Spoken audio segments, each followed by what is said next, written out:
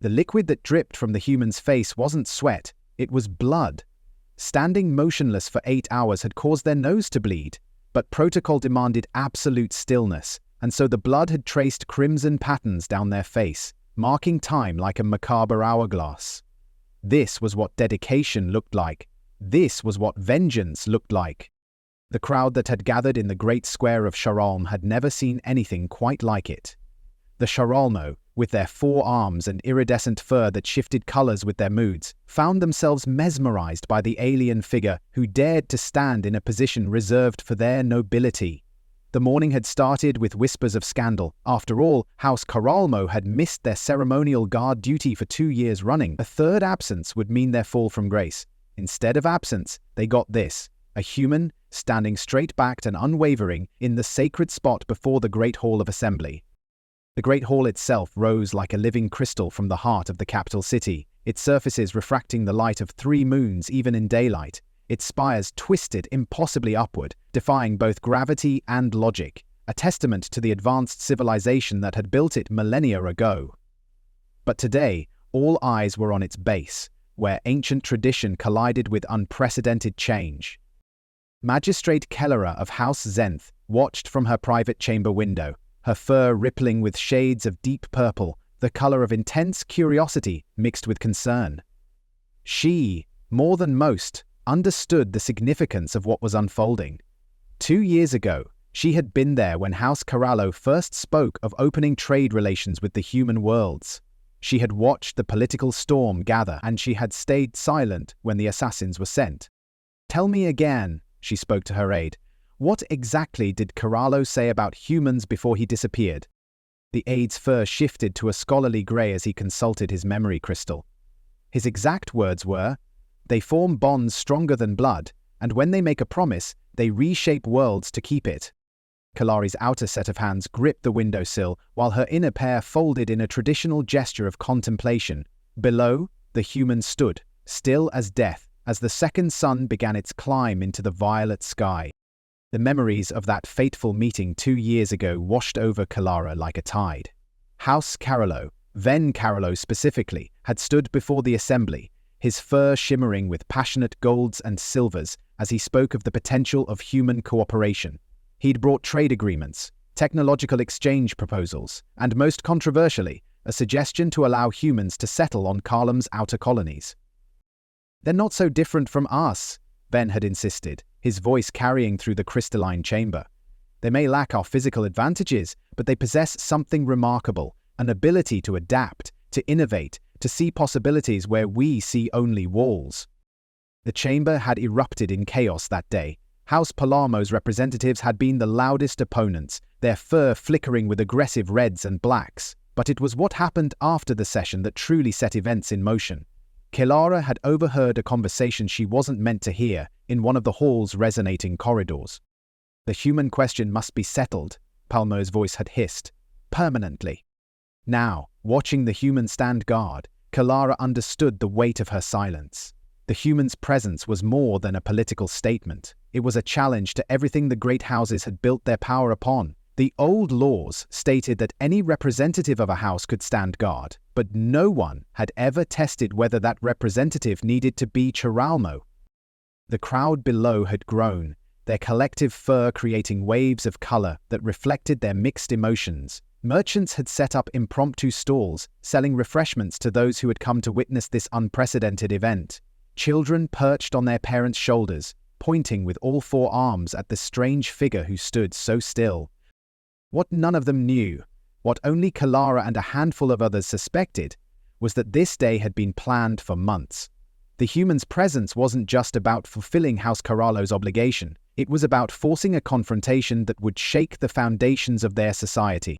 As the third sun began its lazy arc across the sky, Kellara noticed something that others had missed. The human's clothing, while appearing simple at first glance, bore subtle markings, patterns that matched the ancient House Caralo sigil. Not the modern version that appeared on official documents, but the original war clan markings from before the Great Unification. The human wasn't just standing in for House Caralo, they were declaring themselves a war champion of the old traditions. The implications made Kellara's fur ripple with silver streaks of fear. Under the oldest laws, those that predated even the assembly itself, a war champion had the right to challenge any house to ritual combat. Laws that had never been repealed, merely forgotten, in the millennia of peace that followed the unification. Inside the assembly chamber, debates continued as usual, but there was an undercurrent of tension. Everyone knew that House Palermo had orchestrated House Caralo's downfall, but none had dared to speak it aloud. Now a human stood outside their hallowed halls, wearing the marks of ancient combat rites, waiting for the session to end. The day wore on, and the human's endurance began to draw grudging admiration even from those who had initially scoffed. Standing motionless for 8 hours wasn't just protocol, it was a test of will that many Caralo failed. The honor guard position had been designed as a reminder of humility, a way to show that even the mightiest must serve. But over the centuries, many houses had found ways to make it easier. Subtle anti-gravity assists, neural stabilizers, even temporary stasis fields. This human used none of these. Inside the assembly chamber, Lord Palermo shifted uneasily in his seat. He had received 3 urgent messages from his security advisors, each warning him about the human's possible identity. The final message had included a surveillance recording from the night House Caralo died, showing a human figure arriving moments too late, cradling the fallen Caralo leader. The recording ended with the human looking directly at the surveillance device, their expression promising something that made Palermo's fur fade to ash white. The trade agreement with the Meridian cluster is now open for discussion, announced the assembly speaker, unaware of the drama unfolding in Palermo's mind. But the trade agreement was the last thing on his mind. He was calculating angles, possibilities, escape routes. The human had chosen this day deliberately, the day when tradition required him to exit through the main doors, past the honor guard position. In the public galleries above, a young Caralo named Siri watched, with different emotions churning through her fur. She had been there the day the human first arrived on their world, serving as a junior diplomatic aide. She remembered how they had struggled with the simplest things, the higher gravity, the different atmospheric pressure, the complex social cues conveyed through fur patterns. But they had learned, adapted, survived, and somewhere along the way they had formed a bond with House Caralo that transcended mere political alliance. They called it friendship, she whispered to herself, the human word feeling strange on her tongue. The concept existed in Caralo society, but not in the same way. Their relationships were built on elaborate networks of obligation and honor, carefully calculated advantages and disadvantages. The human concept of friendship, loyalty without obligation, devotion without demand, had fascinated Caralo.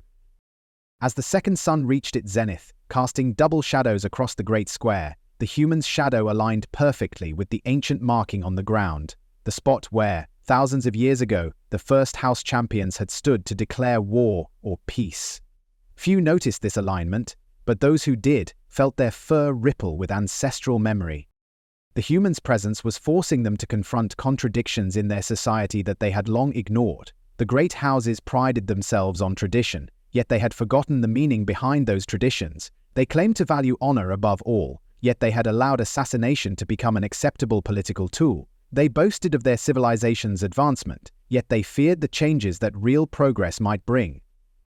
A gust of wind carried the scent of approaching storm clouds, a common occurrence during Shalm's long afternoons. The humans' clothing rippled slightly, but their stance remained unchanged. The crowd had thinned somewhat as people sought shelter, but the most dedicated observers remained, protected under the crystalline awnings that extended from nearby buildings. Among them was Trell, once House Caralo's master of records. His fur, now dull with age and grief, shifted between shades of morning blue as he watched the human. He alone knew the full story of what had transpired during those 2 years of exile, because he had been the one to encode House Caralo's final messages into the sacred memory crystals, messages that were meant to be revealed only after this day. The memory of that last recording session weighed heavily on him. Caralo, knowing his time was short, had spoken for hours, documenting everything, the corruption he had uncovered, the secret alliances between houses, and most importantly, the real reason humans had been kept away from Charlem for so long. It wasn't fear or prejudice that drove the isolation, but rather a prophecy, one that spoke of a time when the barriers between species would fall, and with them, the carefully maintained power structure of the great houses. Inside the assembly chamber, debate had turned to the annual resource allocation for the outer colonies. But Lord Palermo was no longer even pretending to pay attention. His inner hands were tapping a complex pattern on his communication device, sending encrypted messages to his house guards. If he was going to survive this day, he would need more than just political influence. The humans' presence had already set other plans in motion. In the lower districts of the city, where the buildings were built of simple stone rather than living crystal, information brokers were doing unprecedented business. Everyone wanted to know about the human who had traveled with House Caralo, about their capabilities, about their intentions. Stories were emerging. Stories of impossible escapes, of battles fought in the darkness between stars, of a loyalty that even the most skilled assassins couldn't break. But perhaps most significantly, other humans living on Charlem had begun to gather in small groups. They were few in number, mostly traders and diplomatic staff, but they moved with purpose. They understood something that the Chalmer were only beginning to grasp. When one human made a stand like this, others would follow. The third sun was now high enough to cast its distinctive red light across the scene, and still the humans stood, their shadow now a deep crimson against the pale stone. Blood continued to trace patterns down their face, but their eyes remained fixed ahead, focused on something only they could see. In the deepest archives beneath the Great Hall, accessible only to the highest-ranking archivists, there was a room that held the true histories of Charlem. Here, ancient Keeper Mira's fur rippled with anxiety as she cross-referenced historical documents. The patterns emerging from her research were troubling. Every 1,000 cycles, like clockwork, something had challenged the Great House's authority. Each time, the challenge had been suppressed, the records altered, the truth hidden away in these depths. And now, exactly 1,000 cycles since the last such event, a human stood above her head, wearing the war markings of House Caralo. Mira's claws clicked against the crystal interfaces as she dug deeper. The previous challenges had all followed a pattern. First came the social disruption, then the champion, then the blood trials. But this time was different. The human had somehow merged all three stages into one symbolic act. By standing guard, they maintained tradition while simultaneously breaking it. By wearing the war markings, they honored ancient laws while challenging modern ones, and by coming on this specific day, they forced a confrontation that couldn't be ignored or suppressed. 6 hours had passed, and the human's endurance was becoming legendary. Whispers spread through the crowd about how humans, despite their seemingly fragile bodies, could persist through conditions that would break stronger species. Some spoke of their homeworld, where they had evolved chasing prey until it collapsed from exhaustion. Others mentioned their ability to survive injuries that would kill a Chiralmo, healing from wounds that should have been fatal. In her private chamber, Kirara received an urgent message from her networks in the outer colonies. Other humans there had begun positioning themselves near key transportation hubs and communication centers. They weren't taking hostile action, they were simply waiting. Like the human in the square, they stood as silent witnesses to whatever was about to unfold. The message contained something else, confirmation of a rumor that had been circulating in diplomatic circles. House Caralo hadn't just been advocating for human integration, they had discovered something in the ancient records, something about the true relationship between humans and Sharanome, something that House Palermo had killed to keep secret. The 7th hour brought with it the storm that had been threatening all afternoon. Lightning danced between the crystal spires of the Great Hall, creating cascades of color that reflected off the humans' rain-soaked form. Still, they didn't move. The water mixed with the blood on their face, creating pale red rivulets that dripped onto the ancient stones beneath their feet. In the assembly chamber, the tension had become unbearable. Lord Palermo's fur had settled into a sickly grey-green, the color of deep fear. His security feeds showed him what the public couldn't see. Dozens of humans across the city, all standing motionless like the one outside. They were positioned at seemingly random locations, but to those who knew the city's infrastructure, their placement was anything but random. Each human stood near a critical node in the city's power and communication networks. The ancient prophecy, the one that had driven House Palermo's actions, spoke of this moment. When the silent ones stand as one, the truth beneath truth will rise. But like all prophecies, its meaning had been debated for generations. Some claimed it referred to a political uprising, others to a spiritual awakening. None had considered it might be quite so literal. Trell, watching from his position under the crystal awnings, finally activated the memory crystal he'd been carrying for 2 years. Then Caralo's final message began to play in his mind, transmitted directly through the neural interface all Caralo possessed. If you're receiving this, then our human friend has taken their position as House Caralo's champion. What follows will seem like chaos, but it is necessary chaos.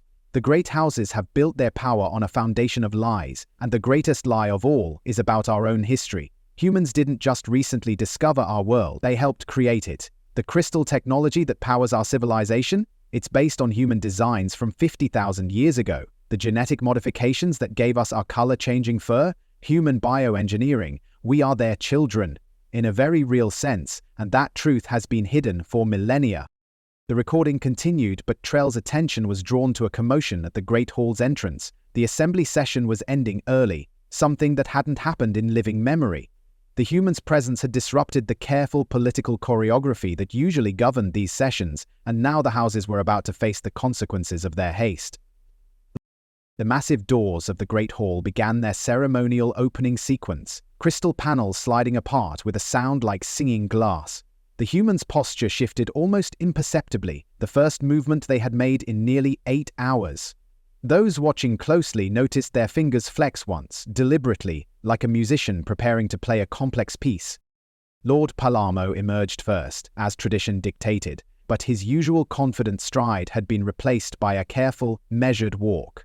Behind him, other house leaders formed a loose semicircle, maintaining the prescribed distance that protocol demanded, while positioning themselves to witness what was about to unfold. Their fur rippled with a cascade of colors: fear, anticipation, curiosity, and in some cases, grim satisfaction. The storm intensified, but in a way that seemed too precise to be natural. Lightning struck the 7 highest spires of the Great Hall simultaneously, and in that brilliant flash something impossible happened. The human's shadow, cast by multiple light sources, formed the ancient sigil of House Caralo on the ground. Not just the war markings they wore, but the complete historical crest that hadn't been seen in a millennium.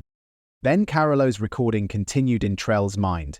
The humans didn't just help create our civilization, they were its guardians. Every 1,000 cycles, when power corrupted the houses beyond tolerance, they would return, not to conquer or destroy, but to remind us of our true heritage. The color-changing fur that we think makes us unique? It was designed as a gift, a way to prevent deception and promote emotional honesty. But we turned it into a tool of political manipulation, learning to control our colors to hide our true feelings. In the square, the human finally spoke, their voice carrying clearly despite the storm. House Palermo, you have 60 seconds to make peace with your gods, if you have any. But this time, the words carried a deeper meaning. The phrase wasn't just a threat, it was a ritual challenge, spoken in exactly the same words that the first human guardians had used 1,000 cycles ago, and 1,000 before that. The ancient stones of the square began to hum with harmonic resonance, responding to a frequency that hadn't been heard in generations. The ancient harmonics triggered something in the Caralo's collective memory. Their fur began to shift in patterns they didn't consciously control, ancestral memories encoded in their very DNA surfacing after millennia of suppression. Many found themselves moving into positions around the square that felt somehow right, somehow remembered, forming a perfect circle that mirrored the original founding ceremony of their civilization. Lord Palermo recognized the pattern too late. His security forces, positioned strategically throughout the crowd, suddenly found themselves separated by the instinctive movements of the population. The other humans scattered throughout the city remained motionless, but their presence now made terrible sense. They stood at exactly the points where, according to legend, the original human guardians had witnessed the founding of the great houses. "You cannot do this," Palermo said, his voice cracking. "The old ways are gone. We are a modern civilization now." "The old ways never left," the human replied, finally stepping forward from their post. "They were just waiting. Like I waited with House Caralo while you hunted us, like I waited when your assassins finally found us, like I waited these 8 hours, letting the blood price begin."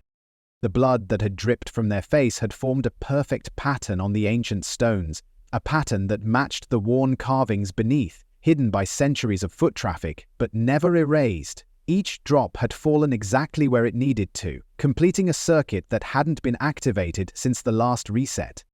Trell's crystal continued its playback. The humans standing in our place today isn't just seeking vengeance for my death. They're fulfilling an ancient contract, written in the very foundations of our world. When the houses forget their purpose, when they turn to assassination instead of honor, when they hide truth instead of serving it, the reset must come. It's written in our genes, in our buildings, in the very crystals that power our civilization.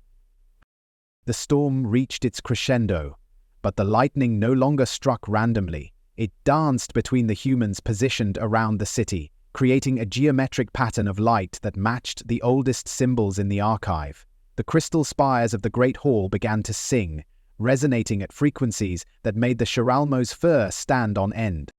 The ancient harmonics grew stronger, and the crystal buildings throughout the city began to pulse with internal light. Colors rippled through them in waves, not the random patterns of normal crystal behavior, but organized sequences that seemed to carry meaning. The Caralo found themselves unable to control their fur patterns, their bodies responding to frequencies that bypassed conscious thought.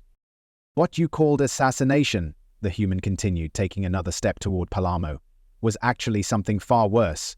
You didn't just kill Ven Caralo, you tried to kill the truth he discovered. But truth, like humans, is surprisingly hard to kill. In the archives below, ancient Keeper Mira watched in astonishment as the oldest crystal records began to activate spontaneously. Information that had been locked away for millennia suddenly became accessible, displaying itself on every available surface. The true history of Caralo unfolded before her eyes. Images of humans and Caralo working together to build the first crystal cities, genetic sequences showing the careful engineering that had given the Caralo their unique abilities, and records of the cyclical returns, each time humans had come back to prevent their children from destroying themselves. Above ground, Lord Palamo's security forces found themselves unable to move. The crystal technology in their weapons and armor, technology they had never fully understood, responded to the ancient frequencies, locking them in place. The other house leaders, their fur now displaying their true emotions without any possibility of concealment, began to back away from Palamo. 60 seconds have passed, the human said, their voice carrying the weight of thousands of years of guardianship. But death would be too simple a punishment. Instead, you're going to live through what comes next. You're going to watch as everything you thought you knew about power and control crumbles. The reset isn't about destruction, it's about remembering. The crystal spires of the Great Hall had begun to transform, their structures shifting to reveal patterns and pathways that had been hidden since the last reset. The true purpose of the building became clear. It wasn't just a seat of government, but a vast library of genetic and historical memory, designed to activate when the human guardians returned. The storm above the city had formed into a perfect spiral, centered on the Great Hall. The three suns' light filtered through it in ways that defied natural law, creating patterns that matched the ancient symbols now glowing on every crystal surface. The Caralo in the square found themselves experiencing memories that weren't their own, or rather, weren't their individual memories, but the collective memory of their species. Ben Caralo's final message continued to play in Trell's mind. The color-changing fur wasn't just for communication, it was a key to unlock our collective consciousness when needed. Every 1,000 cycles, when corruption reached its peak, our fur would respond to the Guardian's return, forcing us to confront the truth we had hidden from ourselves. The human's next words carried the weight of ages. House Caralo, you didn't just try to stop progress, you tried to prevent awakening. You knew the cycle was coming, you found the old records, you realized what Ven Caralo had discovered. That's why you had to silence him before he could tell everyone the truth, that humans aren't aliens to be feared or primitive beings to be dismissed. We are your guardians, your creators, your failsafe. The crystal spires had begun to pulse in sequence now, each tone triggering new cascades of genetic memory in the watching Caralo. They saw their own history unfold, the careful engineering that had created their species, the safeguards built into their very beings, the cyclical pattern of forgetting and remembering that kept their civilization from stagnating or destroying itself. Lord Palamo's fur had gone completely white, a color previously thought impossible, signifying a total breakdown of the emotional control that the great houses had prided themselves on maintaining. The other house leaders were experiencing their own revelations as ancestral memories surfaced, showing them how far they had strayed from their original purpose. The humans stood at the center of it all, their presence acting as a catalyst for changes that had been encoded into the very fabric of Charlem society. The blood that had dripped from their face had completed circuits in the ancient stone, activating systems that had lain dormant for a millennium, waiting for this exact moment. In the depths of the archives, ancient Keeper Mira watched as the oldest crystal records revealed their final secrets. The humans hadn't just helped create Charlem's civilization, they had built in a system of renewal, knowing that power would inevitably corrupt. Every 1,000 cycles, when the great houses became too entrenched in their authority, the reset would come. But it wasn't a destruction, it was a remembering. The storm above had become a vortex of light and sound, the crystalline buildings of the city resonating in perfect harmony. The human's voice carried through it all, each word triggering new awakening in the watching Caralo. For 2 years I watched House Caralo's assassins hunt us. For 2 years I learned your ways, your history, your truth. Then Caralo didn't just show me your civilization, he showed me what it was meant to be. The other humans positioned throughout the city remained motionless, but their presence now served as anchor points for the awakening. The geometric pattern they formed was completing itself, each position corresponding to a node in the vast crystal network that underlaid the entire city. The technology that the Caralo had taken for granted for millennia was revealing its true purpose. The great houses were never meant to be permanent powers, the human continued, their words echoing both in the square and in the genetic memory of every Caralo present. They were meant to be stewards, guiding society until the next awakening. But you forgot that. You turned stewardship into ownership, guidance into control. Lord Caralo found his voice at last, but it came out as barely a whisper. If what you say is true, why didn't we know? Why didn't we remember? Because that's part of the cycle, the human replied. The forgetting is as important as the remembering. Each generation must find its own way, make its own choices, but when those choices lead to stagnation and corruption, the reset comes. The crystal spires had begun to transform more dramatically now, their structures flowing like liquid light as they reverted to their original configurations. The Great Hall was becoming something else, not just a seat of power but a repository of truth, a beacon of remembrance. The Caralo watched in awe as their most familiar landmark revealed its true nature. The assassins who killed Ven Caralo thought they were protecting the old order, the human said, their voice carrying through the harmonics of the awakening city. But they were actually triggering the very change they sought to prevent. His death was the final key, the blood price that had to be paid to start the cycle anew. In the crowd, younger Caralo were experiencing the awakening most intensely, their fur shifting through patterns that hadn't been seen in a millennium. The genetic memories encoded in their DNA were stronger in them, less suppressed by years of artificial control. They began to move in ancient patterns, their bodies remembering dances and ceremonies that had been lost to time. Trell's crystal continued its revelation. The human standing in our place isn't just my friend or my avenger. They are a guardian, one of those who helped shape our world. When they stand in the honor guard position, they're not just fulfilling our house's obligation, they're activating the oldest protocols in our civilization. The very stones beneath their feet are part of a vast machine designed to wake us from our comfortable sleep of power and privilege. The storm above had become a spiral of pure energy, connecting the crystal spires in patterns that matched the oldest symbols in the archives. The 3 suns' light refracted through it in impossible ways, creating displays that wrote ancient truths across the sky in letters of fire and light. Lord Caralo had fallen to his knees, his fur cycling through colors that revealed every deception, every manipulation, every dark deed he had ordered in the name of preserving power. The other house leaders watched, their own fur betraying their complicity or innocence in the corruption that had necessitated this awakening. The city itself had begun to sing, a harmonic resonance that grew from the depths of its crystal foundations. Ancient machines, hidden beneath millennia of development, awakened one by one. The human's blood, mixed with rain and fallen tears, had completed circuits designed before the first great houses were even founded. Your assassins were skilled, the human continued, their voice carrying new authority as the awakening progressed. They tracked us across 7 provinces. They followed us through the Midnight Range and across the shifting seas. But they never understood what they were really hunting. Ven Caralo wasn't just running, he was leading them, leading all of us, to this moment. In the archives, Mira watched as the oldest records revealed the pattern. Every 1,000 cycles, the same sequence played out. A house would discover the truth, attempt to reveal it, and be silenced. But that silencing would trigger the very awakening they had tried to prevent. The death of the truth finder was built into the system, a sacrifice that ensured the cycle would continue.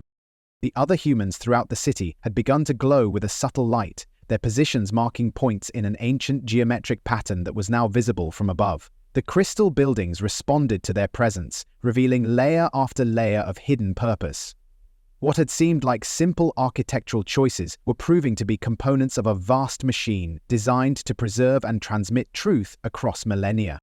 The honor guard position, the human explained, was never about humbling the great houses. It was a test, a way to see if those in power could still serve, could still stand in silence and reflection. When you began using technology to avoid that duty, you proved that the reset was needed. Lord Palermo's security forces found their weapons transforming in their hands, the crystal components responding to frequencies that stripped away millennia of modifications, revealing their original purpose as tools of healing and growth rather than destruction. The storm above had become a lens, focusing the light of all three suns into patterns that wrote ancient truths across the city in letters of pure energy. The Caralo found themselves able to read these messages not with their eyes, but with their entire beings, understanding flowing through their fur like electricity through a circuit.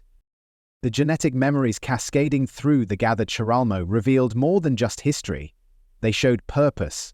The color-changing fur that had become a tool of political deception was meant to be something far more profound. A living connection to their world's crystal technology, a way to interface directly with the vast machines their ancestors had helped build. When Ven Caralo discovered this truth, the human said, moving closer to the kneeling Lord Palermo, he knew what would happen. He knew the price of revelation, but he chose to pay it anyway because he understood something you never did. Power isn't meant to be held, it's meant to flow, like the colors in your fur, like the energy through these crystals.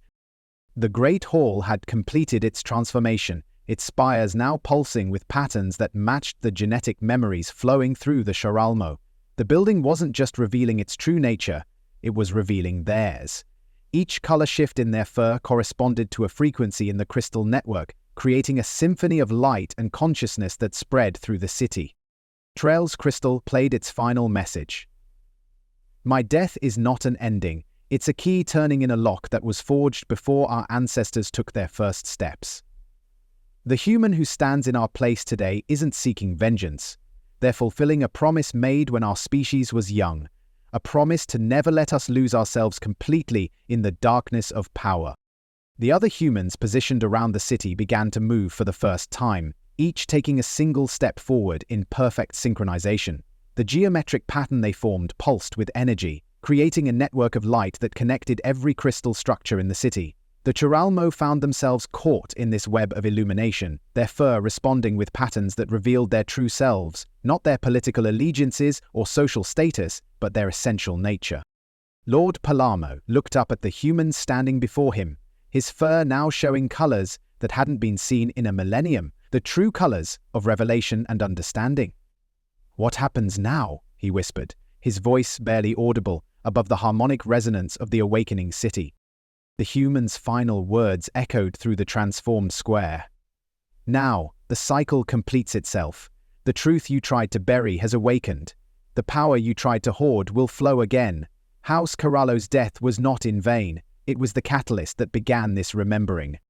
The storm above the city began to dissipate, but the changes it had triggered remained. The crystal spires continued their song, now a gentle harmony that promised a new beginning. The Caralo's fur had settled into patterns of truth that could no longer be hidden or manipulated. The great house's power structure had been transformed, not destroyed, returning to its original purpose as stewards rather than rulers. I don't need to kill you, Lord Palermo, the human said, their voice carrying both mercy and warning. The truth has already done that. The person you were, the power you held, died the moment the awakening began. What remains is a choice. Help guide your people through this transformation, or step aside for those who will. As the three suns set on Charlem, casting their final light through the transformed Crystal City, the humans' 8-hour vigil ended not in violence, but in revelation. The blood price had been paid, the cycle had turned, and the guardians had once again guided their children back to truth.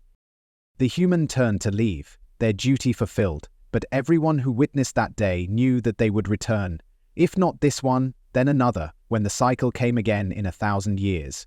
For now, the Charlemo had their memories back, their true purpose restored, and a future that glowed as brightly as their newly awakened crystal cities.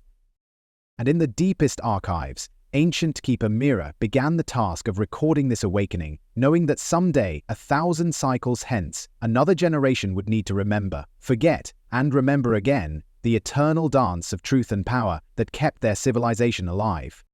If this tale of guardians and crystal cities resonated with you, don't let it fade like the memories of ancient Charlem. Join our community of storytellers by hitting that subscribe button and illuminating the notification bell.